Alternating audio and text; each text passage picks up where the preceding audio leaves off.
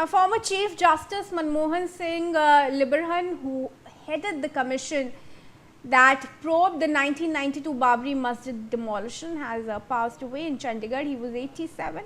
Justice Liberahan served as the Chief Justice of the Andhra Pradesh and Madras High Courts before he was appointed to lead the Liberahan Commission. The commission took nearly 17 years and 43 extensions before submitting its report on June 30, 2009, making it one of the longest running commissions of inquiry in India. Sambhav is joining us. Sambhav, former Justice Liberahan passed away at 87 today in Chandigarh. What are some of the contributions that he has made to the constitution and India's legal system? Inquiry into the Babri Masjid demolition case, and Justice Manmohan Singh Liberahan is passed away at the age of 87.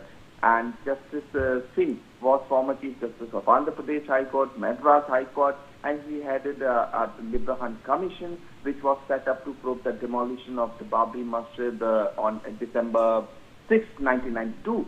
And the Liberahan Commission took nearly 17 years to complete this inquiry before submitting its report in 2009. And this particular commission examined the circumstances leading to the Babri demolition and its responsibility on several individuals and organizations. So the Liberahan Commission is very much, has a relevance in today's context as well. And Justice Manmohan Singh Liberahan, who headed this inquiry commission into Babri demolition, is passed away at the age of 87. And this is what he'll be remembered for his contribution, especially the Liberahan Commission.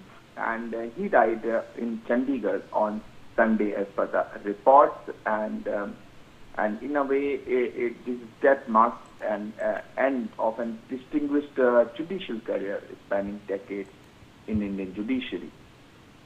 Absolutely. Thank you, Sambhav, for joining us on this. Now, the government